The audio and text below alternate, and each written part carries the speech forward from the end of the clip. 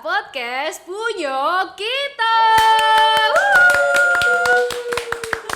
Kita balik lagi nge-podcast di hari ini. Tentunya kita akan seru-seruan bareng. Kita akan ngobrol-ngobrol seru bersama dengan bintang tamu kita yang pastinya nih ya udah ditunggu-tunggu sama seluruh pemirsa.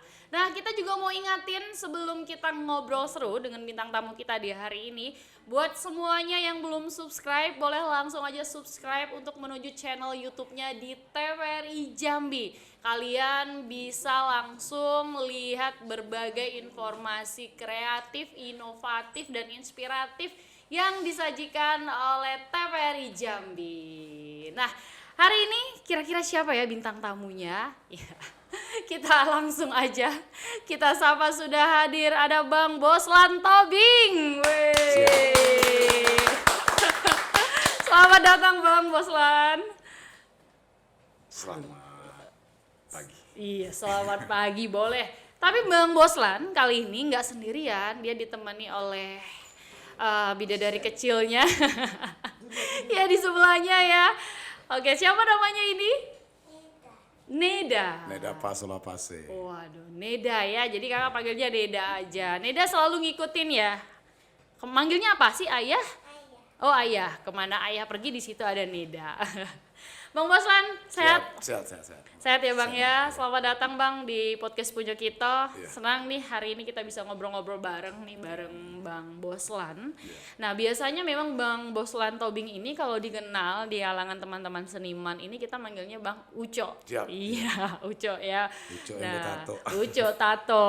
Nah, seperti apa sih geliat dari sosok Boslan Tobing atau Bang Ucok ini di dunia berkesenian di Jambi? Nah, kita akan kupas di podcast kali ini. Bang Boslan, Siap. sudah berapa lama sih bergelut di dunia menjadi seorang seniman ya?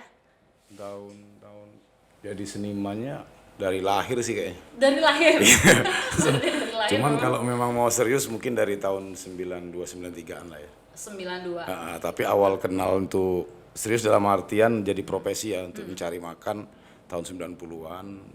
Kenalnya di situ, jadi jual kartu lebaran dulu. Terus 92-93an pasca Jambi banjir. Kayaknya ini mata pencarian lah. Bagus kayaknya jadi profesi. Oke, berarti itu memang udah di Jambi mengawali Ya, karir dulu pertama kali Bang? Pertama kali ya di Jambi. Di Jambi Iya. Bang ya. Ketika Bang Boslan pertama kali di Jambi, Siap. itu awal mulanya apa sih yang menjadi suatu tapakan kalau memang jalan Bang Boslan ini di berkesenian gitu? Saya suka menggambar dari kecil, terus apresiasi masyarakat Jambi itu luar biasa. Apresiasi dalam artian yang murni ya, bukan Ya. apresiasi finansial ya. Luar biasa gitu. Bahkan kita dibilang kaum langka lah, kaum. Sorry, kaum langka maksudnya gimana tuh? Karena kan hobi melukis ini kan jarang, Mbak. Oh, oke. Iya, itu kaum langka. Jadi, apresiasinya hari-hari itu dapat apresiasi atau pujian lah gitu. Kenapa? Terus dengan menggambar kita bisa menggambarkan sesuatu yang tidak terjangkau dengan contoh kamera. Kita bisa menggambarkan masa depan, kita menggambarkan masa lalu, dan kita bisa menggambarkan masa kini dengan persepsi kita sendiri. Kayaknya ngelukis itu enak lah gitu. Oke, jadi awalnya dari situ ya? Iya. Karya pertama Bang Boslan? Karya pertama saya itu justru dari religi Mbak, dari gereja. Karena gereja sangat support ya, kita dibuat lomba mewarnai lagi kecilnya kan, terus lomba melukis, dan gereja juga apresiasi tanda kutip sering juara kan. Udah kayaknya makanya saya bilang kayaknya dari lahir sih sudah jadi pelukis. Itu cuma pilihannya kitanya aja yang saat itu belum apa gitu. Oke, jadi memang udah dari lahir Bang Boslan menyadari ya kalau memang rasanya. Ya setelah sadar berpikir kayaknya Tuhan memang rencanakan saya jadi pelukis lah.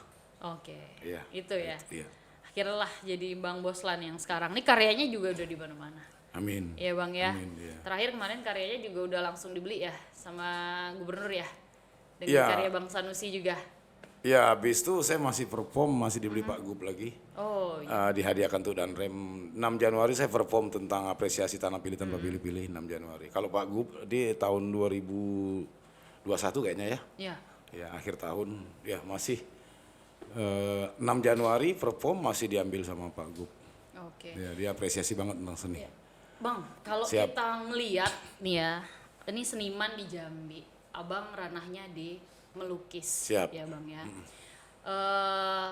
Para seniman lukis di Jambi, nih kalau abang melihat, nih kan abang mengatakan banyak orang mengatakan nih kaum langka.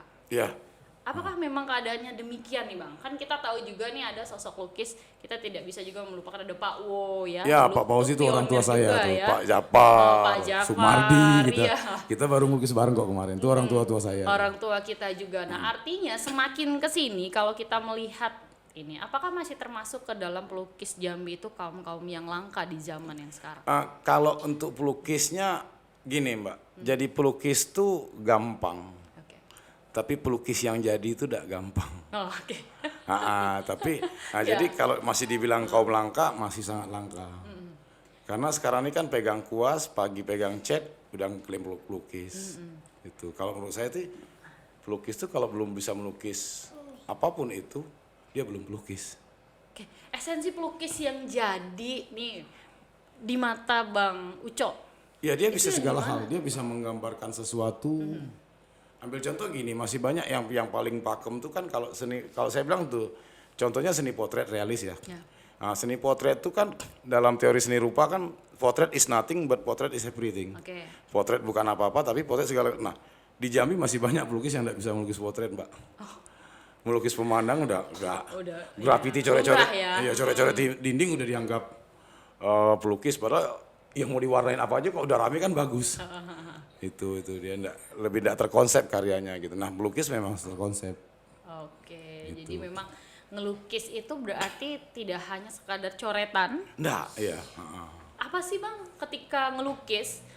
Apa yang menjadi penggambaran nih yang harus diwakilkan oleh seorang seniman pelukis sehingga penikmatnya ini memang benar-benar melihat ada sesuatu di karya ini. Kita kan berbuat tuh ada alasan ya. Nah, sama juga dengan melukis, kita juga melukis harus ada alasan. Dan kenapa kita harus melukis itu gitu. Ambil contoh misalnya sekarang, nah saya baru garap Hari Pahlawan, pameran mural wajah pahlawan. Oh kemarin ya di Iya, November. iya benar, 10 November kemarin. Nah, ada alasan kenapa Indonesia itu dalam krisis pengetahuan tentang pahlawan menurut saya. Kenapa tuh Abang katakan demikian? Ya ambil contoh gini, saya pernah sebelumnya saya memang lagi kampanye pahlawan ya Mbak Oke, ya. iya. Saya pernah gambar Sultan Taha di Lorong Rahayu RT 15 Kelurahan Pasir Putih Kecamatan Jambi Selatan. Oke. Saat saya belum bikin namanya, orang kira itu kiai. Oh iya. Nah, setelah saya bikin nama Sultan Taha, Oke. saya belum bikin pahlawan nasional. Ada tukang bubur ayam ya, bilang, oh ini orang kaya di Jambi yang punya bandara Sultan Taha gitu. Ironi kan. Yes. Padahal dia pahlawan, dia bukan orang kaya, tidak ada urusan dengan. Nah, akhirnya saya pikir, oh ya teruslah gitu. Terus contoh lagi kita konsep gambar Pancasila. Maaf media kan sering ngebully orang yang tidak tahu tentang Pancasila. Ambil contoh ada beberapa stasiun TV yang ketangkep misalnya lagi razia di jalan, Mbak, ketangkep, terus hukumannya disuruh tanya Pancasila, terus anak tuh tidak tahu Pancasila diketawain. Ya. Itu kan ironi ya. Benar. Jadi dia kalau menurut saya sih itu tidak asik lah. Ya. Nah, akhirnya itu kenapa saya gambar Pancasila. Yuk kalau memang ini anak salah secara Pancasila, kita itu kan anak kita juga. Ya ajarilah yang benar, kasihlah media yang benar. Nah, makanya saya buat mural Pancasila gitu. Oke. Berarti artinya setiap pergerakan itu ada misi ya? Iya ada tujuan pasti. Di Kalau bawah. melukis tidak ada tujuan sama kayak hewan, Mbak.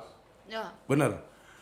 Saya artikan gini, nanti kalau bahasa-bahasa yang agak lain kurang etis ya di media. Ambil contoh Mbak tahu tawon yang di rumah-rumah? Ya.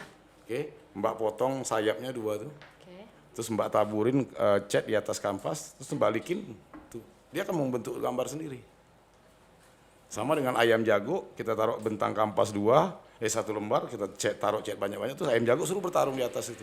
Dalam kandang. Hasilnya kan luar biasa loh, Mbak. Benar. Tapi tidak ada terkonsep. Tidak ada tujuan kenapa. Itu bahkan gajah di Wekambas di Lampung juga kan melukis juga. Cuma kita Melukis, tanya, iya. apa sih pertanggungjawaban? Dah, Nggak ada. mau kata dia. Tapi itu yang menjadikan kita menyebutnya abstrak ya. Iya Berarti, gitu. Ya abstrak kita kan ada penjelasan, abstrak manusia kan ada penjelasan gitu. Tapi kalau abstrak hewan itu mungkin bahasa saya agak ekstrim nih, tapi itu tadi jadi pelukis itu gampang. Hewan juga bisa jadi pelukis. Nah, buktinya di Lampung tuh apa? Gajah melukis, berarti dia pelukis kan kayak gitu. Tapi pelukis yang jadi enggak gampang dan di Jambi masih langka. Oke, nah di Jambi masih langka ya. Yes. Yeah. Oke, baik. Bang Ucok sendiri memang kalau kita lihat kan genre karyanya ini agak beda dari yang lain ya, Bang ya. Iya. Berarti kalau sampai dengan saat ini dan ke depan, Bang Ucok ini inginnya di ranah lukis dengan genre yang mempertahankan seperti saat ini atau bagaimana? Sebenarnya maaf Mbak, genre saya itu enggak beda. Cuma karena sekarang sudah banyak yang enggak menganut itu, padahal itu dasar seni rupa loh. Tapi dianggap beda gitu. Padahal itu real, pelukis harus tahu realis lah. Pelukis harus bisa melukis naturalis. Kalau enggak tuh dia bukan pelukis. Nah, cuman karena perkembangan seni modern, perform, pop art segala macam kita dianggap beda. Padahal sebenarnya itu pakem seni rupa.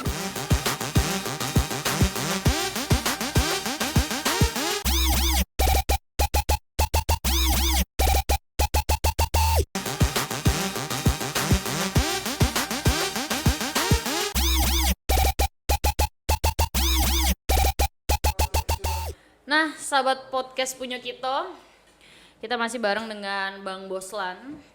Bang Boslan, kalau boleh tahu kalau untuk genre ketika kita ingin melukis, Siap. nih ya, itu apa aja Bang? Genre aliran ya.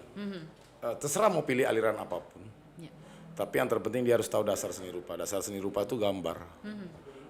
Makanya kita lagi SD itu ada buku drawing ya. Nah, buku gambar. Dia harus tahu menggambar dan menggambar nyata. Perkara nanti mungkin dia gagal, enggak masalah. Tapi dia sudah terlatih untuk menggambar dulu. Jadi kalau dia enggak belajar menggambar dulu terus dia langsung ngelukis, saya enggak tahu dia ngelukis apa itu. Itu.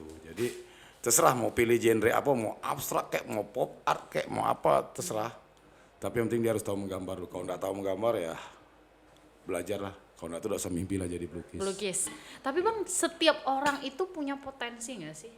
Kalau dia ya bakat bisa. 0%. Iya kan Ya, bisa bakat, menjadi pelukis gitu. Saya enggak percaya dengan bakat sih. Jadi saya bilang bakat 0% ya. Dia bisa diisi kan, dia sebuah wadah gitu. Nah, ambil contoh saya enggak punya background dari seni rupa kok. Latar belakang saya juga bukan latar belakang seni. Dulu berarti pendidikan kamu bukan seni Bang ya? Enggak sama sekali seni gitu. Oke, pendidikan berarti dari mana dulu Bang?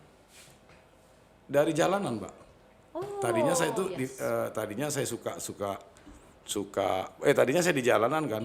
Karena kalau keadaan orang tua enggak mampu, jadi saya nyemir jual koran di pasar.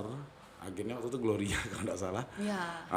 Terus lihat abang-abang ngelukis yang membuat saya tertarik.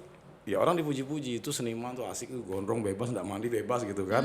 Ya versi anak-anak kan hidup mau merdeka sakar dewe gitu kan. Nah, tahu-tahu ada abang saya itu di jalanan tuh suruh saya gambar. Saya suka nulis kan, Mbak. Saya suka nulis. Suruh gambar, dibeli.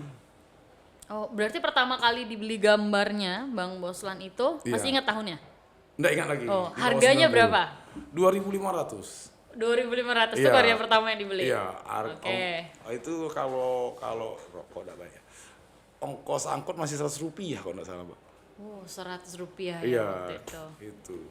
Wah itu tersandungnya kemana-mana. Senang ya Bang ya? Itu sampai lupa kota Semir di mana gitu. Oke, lepas dari itu terus termotivasi ya? Iya, tapi apresiasi yang paling saya nikmati di seni itu, di lukisan khususnya, sikap masyarakat beda ya. Sikap masyarakat sama kita tuh tanda kutip menghormatinya lebih. Contohnya saya tinggal sekarang, itu pelukis tuh maklum lah, betato maklum lah gitu. Kalau kita enggak pelukis, itu preman, bandar narkoba. Kalau kita enggak dibebasin gitu kan. Nah, artinya stigma masyarakat tetap positif. Tetap positif nih, ini seniman gitu. Nih. Itu jalurnya nggak masalah. Iya, padahal seniman harus kayak gitu kan. Tapi ya itu enggak mandi wajarnya seniman, dia fokus tuh kata dia kan. Nah, itu apresiasi menurut saya. Artinya simpati dari masyarakat itu menunjukkan sikap positif lah Bang ya. Yes, Sampai ya, dengan saat sampai hari ini dan ya buktinya tiap hari. Kan kayak gitu. Karena hal yang positif kan mau diangkat, kalau enggak tuh kan enggak mungkin kan gitu. Itu. Oke. Bang Boslan, berarti sampai dengan sejauh ini, menurut Abang ketika perjalanan Abang berkarya, tadi juga sempat mengatakan, yang penting itu esensi karyanya, dan bisa dinikmati orang, Ya. dan dibeli orang, Tidak harus kalau dibeli. tidak harus. Iya. Ya. Jadi kepuasan apa Bang, selain tadi stigma dari masyarakat yang menunjukkan sikap positif ke Abang? Apa sih kepuasan yang Abang dapat ketika memang sampai dengan saat ini ya melukislah jalan hidupnya gitu? Ada kepuasan tuh menurut saya itu kepuasan batin ya, yang tidak bisa memang terbayar. Banyak kasus contoh misal gini, saya pernah kawan punya masalah tanda kutip di kehidupan dia, orang mampu kok Mbak, kontraktor dia di Jambi, dia galau, dia tinggal di Jambi, perantau dari Sumatera Barat. Terus ini kayaknya ada, saya tidak bisa nasihatin orang, saya kan orangnya frontal ngomong, jadi tidak tipe guru yang baik lah. Terus saya gambarin wajah orang tua dia, saya minta foto orang tuanya, terus saya gambarin, terus kawan tuh sampai mau bunuh diri di rumah sakit Raden Matahir dulu. Oke. Terus saya gambarin, terus dia nangis, orang tuanya stroke. Jadi bibirnya ngomong agak apa kan gitu, agak beda. Saya buat orang tuanya tersenyum, terus dia bilang, aku tidak pernah bikin orang tua senyum Bang, tapi Bang bisa. Akhirnya dia pulang kampung dulu. Itu banyak. Contoh lagi, kita kemarin gambar Pancasila sayang ya. Nah lagi saya proses gambar Pancasila aja, anak-anak di kampung saya sudah bilang Pancasila 1. Wah itu sulit mau jelasin berapa rupiah sih layaknya. Mbak pasti punya pengalaman juga seperti itu kan, dan ya mungkin itulah yang termahal buat saya gitu. Oke, artinya memang balik lagi adalah apresiasi di kehidupan yang memang Dan jodoh saya juga karena itu Mbak. oh iya. Dia terpukau lihat Terus karya saya. lihat karyanya. Iya. Oke. Kalau saya mah gembel kan, tapi lihat wah ini orang Iya, positif gitu. Oke, nanti kita juga akan ngebahas nih ya Sobat Podcast Punya Kita tentang kehidupan, sisi kehidupan dari Bang Boslan Tobing itu sendiri kalau di rumah tuh sosoknya seperti apa ya. Nah tapi Bang Boslan, Siap. kalau sejauh memang perjalanannya sampai dengan saat ini, anak udah berapa Bang? 2. Anak 2? 2 ya, perempuan semua. Perempuan semua ya Bang ya, ini yang paling kecil berarti ya Bang? Siap, ya. Oke, ini yang paling kecil. Support dari keluarga, ya istri, anak-anak ngelihat ini bapak saya ini seorang pelukis nih berarti ya. Itu gimana? Yang paling utama support istri ya. Oke. Saya berani klaim gini Mbak, untuk pelukis, untuk istri pelukis di Provinsi Jambi, istri saya yang terbaik. Ya, bukan berarti istri yang lain tidak baik ya Mbak ya. Karena kalau tidak support dari beliau, contohnya kemarin Hari Pahlawan itu kan kita 1,5 bulan tidak mencari duit. Oke. Chat dari warga, patungan dari organisasi komunitas ular, dari warga, saya sampai sakit waktu itu karena hujan kan, demam, masuk angin. Nah kalau tidak ada support dari istri, pengertian dari istri, pemahaman dari istri, saya mungkin sudah jadi tukang ojek lah. Oke. Gitu. Tapi istri memahamin bahwa di dunia ini ada banyak surga, salah satunya seni saya gitu. Dan dia berusaha untuk masuk ke dalam surga saya itu. Oke, jadi istri pelukis juga ya Bang ya? Sama? Kalau secara melukis enggak, tapi dia melukis di hati saya, yes. Woi. Cek, terbang ya. Aduh, Neda gimana Neda? Terus anak-anak mungkin supportnya lebih karena dia bangga ya, ayahnya pelukis gitu ya. Kayak gini contohnya kan, dia kepengen orang tahu bahwa di balik seorang Boslan Tobing itu ada 2 anak, contohnya dia sendiri gitu. Dia mau bangga, aku ayah pelukis gitu. Oke, ayahnya pelukis. Iya. Tapi ada nular Bang ke anak. Artinya anak udah nunjukin bakat itu nggak sih? Sepertinya yang ini ya. Yang kecil nih Yang ya? ini ya. Yang kakaknya ya mungkin proses gadis ya. Dulunya lagi kecil suka gambar. Saya kan enggak paksain Mbak, enggak suruh belajar segala macam. Suka-suka dia lah, yang penting positif gitu. Tapi kayaknya sekarang ya seperti kakaknya juga lagi kecil suka gambar gitu. Suka ngegambar ya Bang Tapi ya? saya memang enggak pernah mau tanda kutip mengarahkan, saya enggak mau. Saya cuma mau ngawani dia aja. Karena saya kan kawan mereka gitu. Iya. Takutnya diarahin dia nanti jadi Boslan Tobing lagi. Saya enggak mau. Saya mau dia jadi Neda Pasopase, kakaknya mau jadi Talita lah. Oke, tetap jadi diri dia sendiri Ya, ya Bang. yourself lah ya. Oke. Dari banyaknya karya yang Bang Boslan buat, yang mana sih yang memang paling memiliki kesan ketika proses pengkaryaannya? Semua. Semua Bang ya? Iya, karena setiap karya memang harus dilahirkan dengan proses kebatinan ya. Kalau enggak itu enggak ada. Walaupun kita cuma order foto Mbak. Kalau kita ngelukis, contoh misalnya Mbak order wajah untuk hari ulang tahun suami misalnya. Ini sambil jualan saya nih Mbak. Nah, terus kita memang tidak serius mengamati objek tadi, anatomi tadi, terus rasa yang mau disampaikan di ulang tahun tuh gagal Mbak. Mirip ya, tapi tidak hidup. Nggak hidup. Kalau buat mirip tidak susah buat skala aja sudah jadi. Iya. Ya, tapi feel kalau apa ya, kalau ruh bahasa Balinya taksu lah ya. Taksu ya. Ya taksu. Nah tanpa, jadi karya mana yang paling, ya semua karya saya. Jadi artinya memang setiap karya itu ruhnya harus ya, ada. Ya harus ada. Gitu. Oke. Jadi kalau sahabat PPK mau ngelihat hasil karyanya Bang Uco, itu semuanya dipost di Instagram sama Facebook. Ya. Instagramnya Ceret @Boslan_Tobing, maaf Mbak. Boslan. Soalnya adminnya istri. Jadi di Instagramnya @Boslan_Tobing. Ya, Facebooknya Ceret Studio sayangnya. Ceret ya. Ceret Studio. Jadi bisa dilihat lah karya-karya Bang Boslan yang banyak dan luar biasa itu. Barangkali nih ya sobat podcast Punyo Kito nih juga ingin nih dibuatkan karyanya nih sama Bang Boslan. Nah, boleh dilihat-lihat hasil karya Bang Boslan ya. Siap, iya. Bang, kalau kita ke keluarga tadi ya Bang ya, support istri itu luar biasa. Sangat. Support anak itu juga luar biasa juga ya Bang ya. Nah, ketika memang Abang sudah memutuskan menjadi seorang seniman kan itu lika-likunya memang ya kita tahu ya Bang ya. Iya. Ya kita tahu bahwa akan artinya hidup yang enak itu tidak mudah dibayangkan seperti pekerjaan yang lain. Kalau berkesenian gitu. di Jambi, kalau berpandangan tentang finansial berdarah-darah. Berdarah-darah, iya. Nah, berdarah-darah itu tadi ya Bang ya. Nah, selain Abang apa ya namanya ya, artinya menuangkan semua rasa Abang ke dalam bentuk lukisan.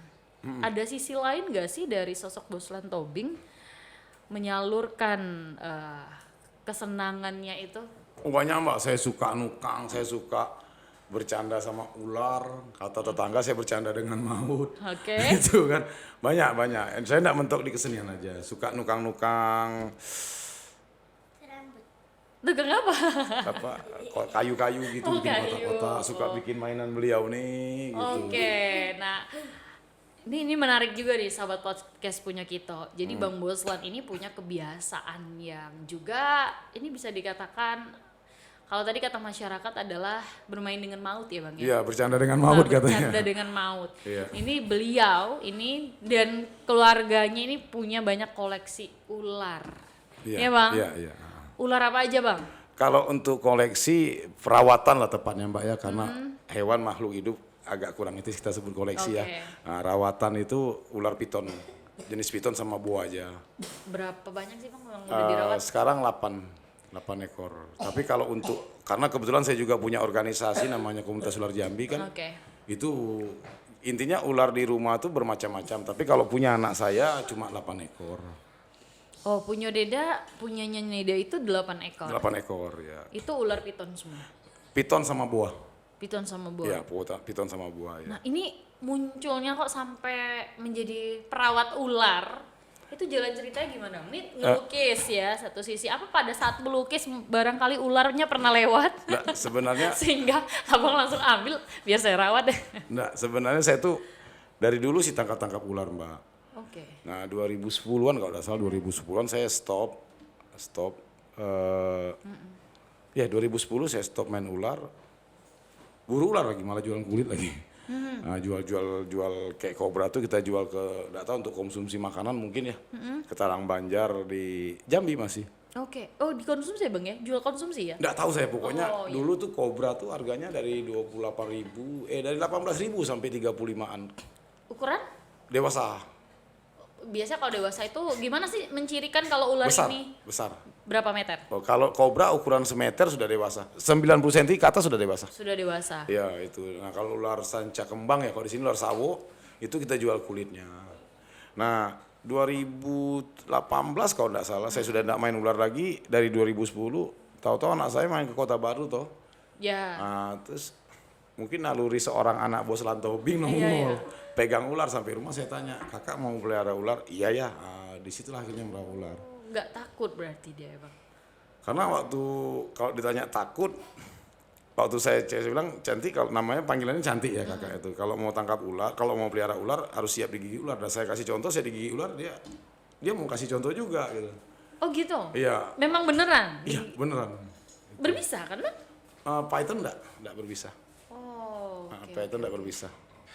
Jadi Tapi memang jangan salah, justru kalau python di Jambi, ular sawo itu yang paling mematikan. Kasus kemarin di Tungkal kan menelan orang. iya, yang menelan warga Iya, itu karena- di Tungkal, itu ibu-ibu usia 51 tahun. Mematikan tidak harus berbisa mbak. Karena lilitan python tuh sama anaconda tuh terkenal. Dia saat sudah mengunci, bahkan di Tebo kalau salah pemburu semeter 80 udah juga meninggal juga.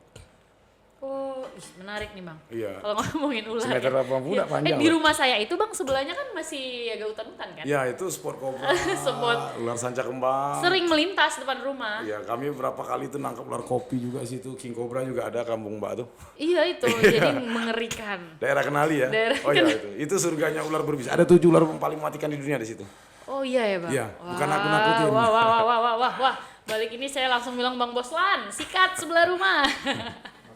Iya, bener bang ya. Iya, benar. Jadi kalau kita ngomongin nih ular nih bang. Jadi ular yang memang paling sulit ditaklukkan nih. Kan abang kan pemburu ular ya? Iya, tadinya. Iya. Jenis apa aja bang? Ular yang paling sulit ditaklukkan tuh salah satu Wegler, Pak. Ular punai. Itu di mana biasanya? Terus satu lagi ular welang. Ular belang. Welang ada welang. Welang tuh ularnya hitam putih di tanah di kolam-kolam.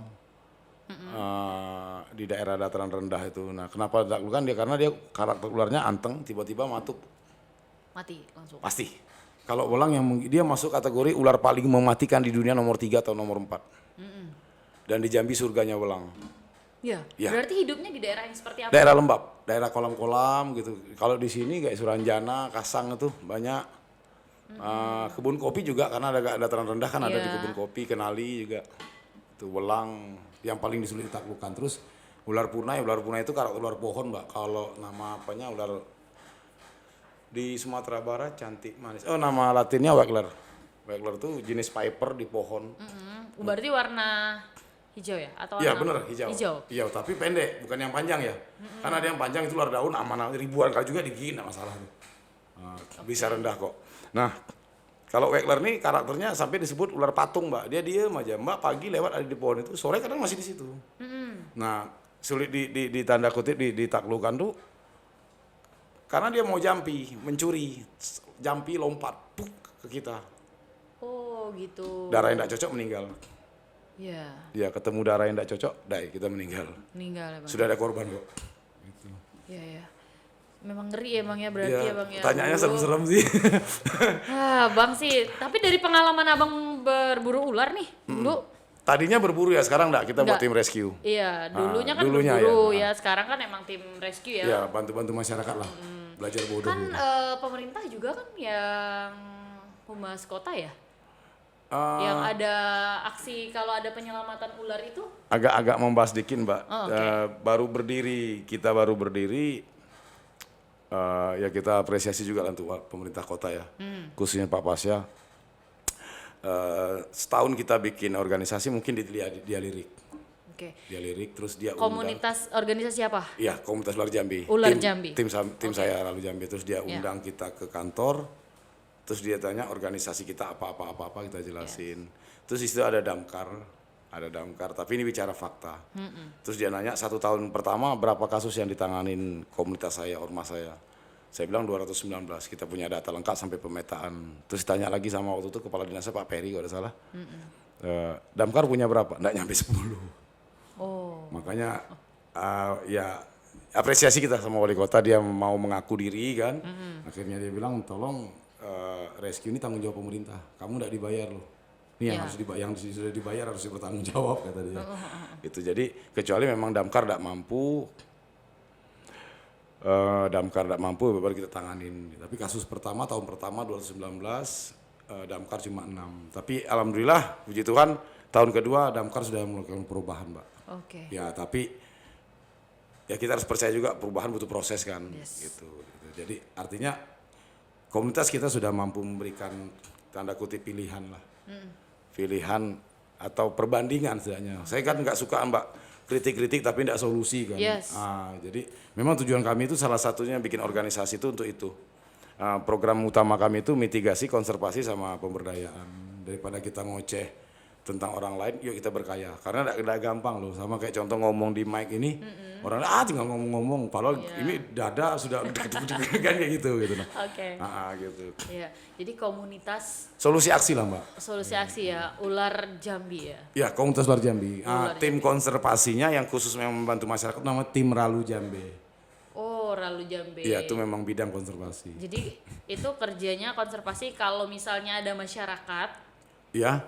yang barangkali ada ular. Ada ular. Oke, jadi Laporkan aja. laporkan Intinya kita sekarang buat pusat informasi ular. di Jambi ya. Kalau untuk layanan dari online kita bisa seprovinsi Mbak. Tapi kita fokus provinsi Indonesia itu luas Mbak. Kita mau nyata-nyata aja kita mampu, tapi lewat online. Tapi kalau untuk datang langsung tatap muka kita bisa layanin Kota Jambi aja. Kota Jambi aja. 24 jam. Jadi sobat podcast punya kita kalau misalnya nih sekeliling rumahnya nih barangkali ada ular Iya, atau dan takut tuh bisa ngubunginnya kemana? Nomor kontak. nomor kontak, Di Instagram juga bisa. Instagramnya komunitas Ular Jambi. Tim Ralu Jambe. Tim Ralu Jambi. Iya, Ralu Jambe. Kebalikan ular. Oh, Kita mau merubah paradigma masyarakat tentang ular sebenarnya. Iya. Karena sebenarnya ular itu manfaat sekali. apa manfaatnya bang? Satu, kita ambil contoh sederhana Mbak. Mbak lihat apotik gambarnya apa tuh? Yes. Ular cabai jumbo di Jambi ada. Ular cabai jumbo. Iya, dia ular mematikan juga Mbak. Tapi jangan salah, ular cabai jumbo tuh bisanya bahan utama untuk pereda nyeri kalau orang operasi.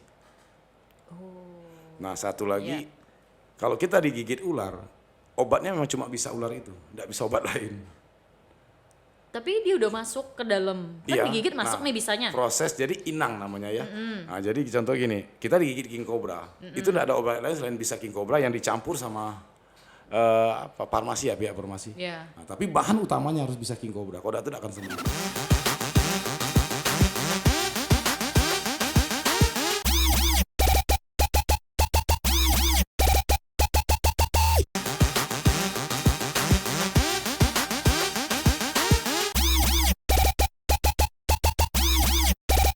Tidak akan sembuh. Dimasuklah. Iya. Oh, artinya bahan-bahan itu obatnya ada. Ada, tapi ironinya di Indonesia tidak. Di Indonesia cuma ada untuk Oke. 3 ular. Satu obat namanya sabu, bukan narkoba nih. Ya. Serum anti bisa ular, cuma untuk ular welang, kobra Jawa, Oke. sama rodostoma, bandotan Jawa, ranjau darat kalau kami bilang. Artinya berarti di negara lain ada? Thailand. Ada ya? Iya, makanya saya pernah sampai bilang pelaku atraksi ular itu yang pelaku atraksi ular di Indonesia itu najis. Kenapa? Karena salah satu sebab negara tidak menyediakan serum bisa king cobra di Indonesia karena yang terekspos banyak pelaku atraksi ular yang mati. Sementara kita Jambi itu surganya king cobra. Iya. King cobra merah aja di Jambi ada, king cobra putih ada. Merah ada. Nah, banyak petani yang meninggal karena digigit king cobra. Cuma gara-gara pelaku atraksi ular, serum itu terhambat untuk masuk Indonesia. Kan ironi. Itu yang jadi problem. Makanya saya bilang pelaku atraksi ular itu najis gara-gara hobi dia orang yang mati gitu kan gitu. Itu ya jadi problemnya ya. Indonesia enggak punya serum king cobra, enggak ada. Kalau katanya rumah sakit umum itu bohong tuh, ayo sedudukan kita. Gitu. Gitu ya? Iya, Kita hanya punya tadi untuk 3. kobra.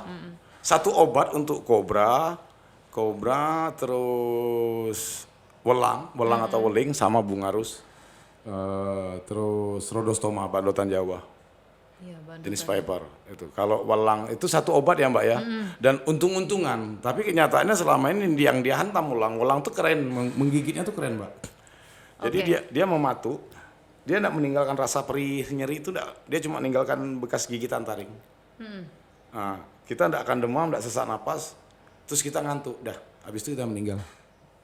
Oh keren ya, mainnya halus ya. Iya, sampai hari ini garansi kematian. Garansi kematian? Garansi kematian. Oh iya halus ya dia mainnya. Cantik kali mainnya gitu. Iya. Dan welang itu nyembur, cuma ada peraturan.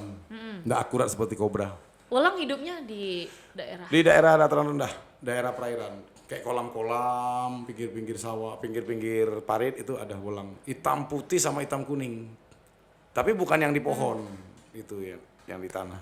Oke, Bang kalau ular itu berkembang biaknya itu lama atau cepat proses? Setahun berkembang? sekali. Setahun sekali. Setahun Jadi sekali. mereka bisa menghasilkan Iya. berapa banyak anak Kalau ular? tergantung jenis ular mbak, kalau ular sanca kembang kayak yang nelan orang di Tungkal kemarin, Iya. itu indukan awal tuh dari 18 sampai 25 butir per tahun. Yang sorry dipotong, kasus yang nelan orang kemarin itu indukan berarti ya? Indukan, itu indukan. Kan besar tuh. Ya itu sudah giant. Itu sudah berapa diameter Itu, kalau badannya? sebesar pinang itu. Sebesar batang pinang. Iya, kalau sebesar pinang udah bisa nelan orang. Sudah bisa nelan manusia Bisa, ya? karena kalau dia kepala dia ini paling sebesar ini mbak. Ini kalau kepala sebesar ini, maaf ya saya pakai babi indukan tuh masuk. Waduh. Dia kalau makan kan lebar gitu mbak. Iya. Iya, kayak Wah, corong wah, kayak wah, gitu wah, dia. wah. Itu. Kalau ukuran 5,5 meter mbak masuk. 5 meter Iya, ukuran. Ular panjangnya tuh masuk tuh. Tapi gini bang, berarti caranya ular itu mematikan dia mulai melilit ya? Kalau sanca kembang yes, sanca kembang dia akan melilit, dia sebenarnya senjata sanca kembang itu di badan tengahnya mbak. Dia menggigit dulu matok, habis itu badan tengahnya akan membuat simpul, baru dimasukkan dengan ekor yang ngunci kalau bahasa kami.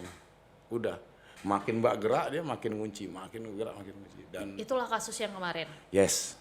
Langsung kepala dulu ya, berarti Iya. yang duluan ditelan kepalanya. Dia apapun yang dapat di badan kita, terus nanti langsung dia kan gini, reaksinya cepat, sangat cepat, speed sekali, langsung gitu.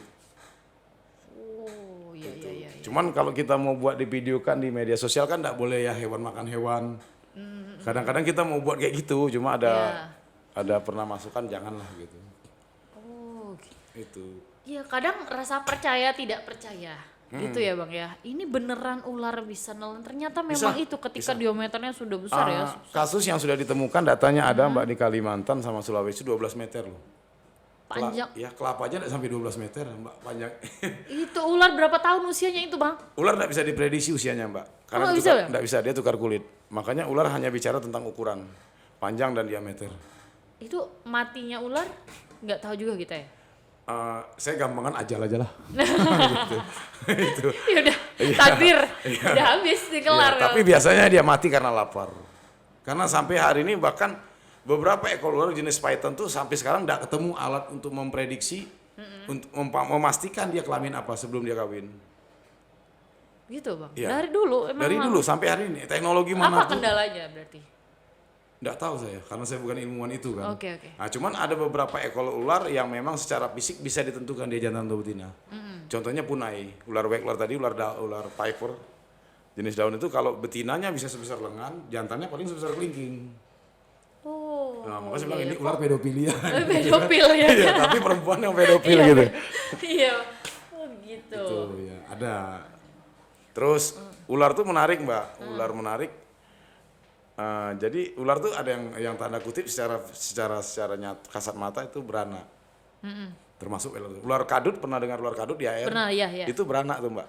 Dia tidak bertelur. Tidak bertelur. Iya, sebenarnya Berarti OPP tidak pipar. semuanya bertelur ya? Dia bertelur tapi menetaskan telurnya dalam kandungan dalam perut dia. Jadi terkesan seperti beranak. Ular punai itu ber-OPP pipar, menetaskan dalam telur. Bang, balik ke tadi kan komunitas ular Jambi tadi ya. Siap, Tim siap. Ralu Jambi tadi kan untuk rescue penyelamatan ular-ular. Iya. Setelah ular ini didapat, dikemanakan nih oleh tim Ralu Jambi? Kita rawat, habis kita rawat, kadang-kadang ada yang stres kita kembalikan pulih lagi. Kayak yang biasa. Stres ular tuh gimana? Pasti mbak, ular kalau ditangkap dari alam liar pasti langsung stres tuh. Makanya dia ngamuk-ngamuk. Oh, itu tandanya stres. Iya, nah bagaimana cara kita mau tahu secara pengalaman mbak ya? Kalau keilmuan saya kurang tahu juga. Ya, secara pengalaman nih sama nggak sih dengan manusia kalau stres? Manusia kalau stres kan Jadi kita marah-marah ya. kita endapin di ruang tersembunyi sampai Oke. kita tes dia makan. Kalau dia udah makan dia berarti tidak stres lagi. Nah kalau yang di bagian kobra agak rumit. Oke. Karena setelah dia terus kita harus tes keganasan dia dulu. tes ganas kita harus beli tikus untuk maksudnya karena ularnya akan dilepas liarkan lagi ke alam kan. Iya. Jadi dia harus bisa survive, bisa bertahan. Terus kita kasih asupan gizi untuk vitamin dia.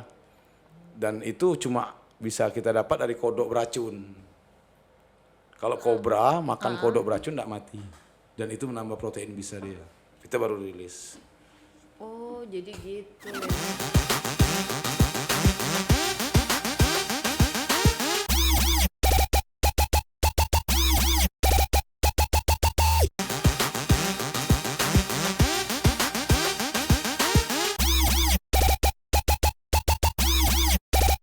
Gitu ya Bang, ini menarik nih. Iya, dan penambahan kita rilisnya di tempat aman. Kita ngerilisnya di tempat yang memang tidak bisa dijamah manusia. Jadi kalau kita masih dipatuk karena hutan lindung, Mbak. Hutan pelestarian. Jadi tetap dilepas ya ke Iya, alam. tetap kita lepas. Bukan ya, dijual karena lagi kayak makhluk dulu. tidak Wah. dijual. Jadi itu dosa lama. Ya, tapi anggota saya mayoritas dulunya pemburu ular. Oh iya, pemburu. Pelaku atraksi ular juga dulunya. Sekarang menjadi perawat ular ya Bang. Amin, Kita amin. belajar dari kesalahan ya Bang. Iya, siap, Ya, itu. Benar. Setuju nih dengan Bang Boslan. Jadi sampai dengan sekarang tim Ralu Jambi masih terus Masih berproses Mbak, ya Bang? masih eksis, tapi kita lebih fokusnya ke nambah fokus sih. Nambah fokus ke edukasi lah ya. Ya. Karena yang paling penting sebenarnya masyarakat, sampai kapan sih kita bantu masyarakat? Kalau masyarakat bisa mandiri dengan ularnya kan kenapa kita harus sibuk bantu gitu. Oh iya. Karena sebenarnya cara menghadapi ular tuh gampang kalau udah tahu tekniknya. Gimana Bang? Kasih bocoran dikit Bang. Gini Mbak, kita pakai psikologi. Oke. Secara kejiwaan kalau kita panik, takut kita jadi hilang nalar kan. Iya. Nah itu dulu yang harus kita tenangkan. Oh, pikiran. Nah karena kalau sudah seringkali orang ular sepanjang cuma segini larinya tak kemana-mana gitu kan. Saya Karena dia tuh, ada Bang. panik. Itu saya Nah, tuh. itu, itu dulu yang harus dihadapin. Oke. Nah makanya kita punya terapi fobia ular. Nah kalau sudah tenang, Mbak berdiri aja ular itu akan pergi sendiri kok. Oh artinya ketika ada ular di depan kita tenang aja Iya, gitu. kalau kita banyak pergerakan dia akan terprovokasi, dia akan merasa terancam. Makanya dia standby. Kalau kobra berdiri, kalau ular biasa bentuk S. Iya, ya. Iya, padahal sebenarnya dia merasa lagi siaga satu aja. Tapi kalau kita tenang, diam, mundur, jaga jarak aman, dia akan pergi kok. Oh gitu. Nah. Jadi ini buat sahabat podcast punya kita. Kecuali ular di atas 6 meter ya. Oh kecuali di atas 6 meter Ngelihat tetap kita, ya. kabur ya Bang. Tapi sudah jarang lah, udah jarang. Tapi kan kecepatan dia ngejar itu kan cepet ya Bang? Sebenarnya enggak ada ular ngejar manusia, Mbak. Enggak ada ya, Nggak Bang? ada itu. Kalau pemancing bilang aku dikejar ular itu dianya aja yang ketakutan. Oh iya. Ularnya lari dia lari gitu. Oke. Oh jadi itu ya tipsnya ya Bang ya. Berarti dia itu melihat gerak-gerik Ya, lawan. benar. Iya, benar. Itu Dia ya? ngerespon tubuh kita. Nah, kalau tubuh kita bergerak, makanya kayak ada kalau maaf nih kita bicara negara lain kayak India suling bambu. Itu bohong itu. Itu dia kan bergerak-gerak tukang sulingnya. Iya makanya Iya. itu. Kalau dia diem aja enggak, karena semua ular tuli. Gimana dia bisa dengar merdunya suara? Aduh, semua ular tuh tuli ya Bang ya? Semua ular tuli. Udah cek nih berarti ya Bang? Udah. Iya.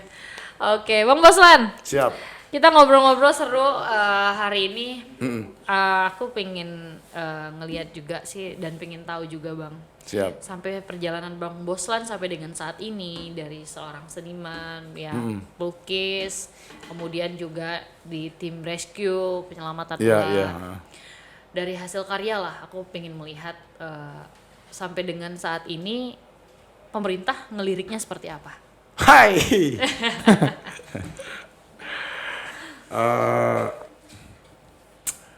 Ngeliriknya yang kasus terbaru pemerintah kota sih Mbak. Pemerintah kota tidak berperan tapi mengklaim itu acara dia. Oke. Itu kenyataan yang saya sampaikan. Jadi acara saya pameran itu murni benar pure itu duit rakyat, duit masyarakat. Tapi humas kota, tadi Mbak bicara humas kota mengklaim itu acara volleyball, turnamen volleyball. Nah, saya sudah protes, sepertinya belum ada tanggapan. Terus kalau ditanya pemerintah ini kan banyak ya Mbak ya. Yes. Tadi saya bicara tentang humas. Kalau ya di pemerintahan khususnya kalau di seni itu pariwisata lah ya, kerja mereka bagus sih, bagus. Cuman bukan berarti tidak ada yang harus dikoreksi. Kalau khusus seni rupa saya baru-baru ini koreksi tentang sosialisasi sih Mbak. Karena potensi seni rupa, saya bisa bicara seni rupa Mbak. Yang lain saya tidak ngerti. Yes. apa ya, kurang sosialisasi sih sebenarnya. Karena di Jambi ini pelukis tuh banyak yang bisa jadi pelukis beneran tuh banyak. Oke. Banyak sekali. Seperti kemarin kami ikut lomba. Saya memang masuk ke dalam, saya tidak berani bicara kalau saya tidak masuk di dalam itu. Saya ikut lomba mural yang dilakukan di museum. Masih juga lemah sosialisasi gitu. Akhirnya pesertanya itu ke itu lagi, itu ke itu lagi. Mungkin mereka tidak jenuh, saya aja sudah jenuh gitu kan gitu. Mungkin mereka tidak jenuh sih, tapi saya sudah jenuh gitu. Nah, tanda kutip jurinya itu ke itu lagi karena kita punya kok banyak pelukis yang punya potensi itu banyak. Bang Bibi, Bang Bona tuh berkualitas, ada Bang Rian, wah banyak lah, banyak gitu. Ya mungkin kalau bicara tentang pemerintah mungkin keseriusan mereka tuh mungkin lebih diseriuskan lagi lah. Yes. Gitu. Tapi bukan berarti kerja mereka tidak baik ya. Nah, cuma mungkin level grafiknya tuh jangan kayak gini lah. Kalau bisa kayak gini. Nukik sep, gitu kayak podcast punya gitu. Ah itu dia. Ya gitu ya, harus nukik. Jangan kayak gini ya. Nanti lama-lama ke kolam dia, nyemplung dia. Itu maksudnya Mbak. Baik, Bang Boslan, thank you Oke, siap. ya Makasih, untuk terima kasih. ngobrol-ngobrol serunya. Siap, Ya, siap. sukses buat semua kreativitas dan karya-karya Amin, Bang amin. Boslan Sukses ke juga buat depan. TVRI. Siap, dan sukses juga untuk tim Lalu Jambe. Ralu Jambenya Iya. ya, mudah-mudahan akan banyak nantinya ya tentang penyelamatan satwa-satwa Siap, siap. ularnya Iya, dan iya. tetap kita akan kembalikan ke habitatnya. Harapannya Gimana itu. ya? Mbak. Ya. Jangan dulu, kabinet. Oke, sukses dan sehat selalu Bang Siap. Boslan, dan untuk seluruh pemirsa, see you di the next podcast Punyo Kito.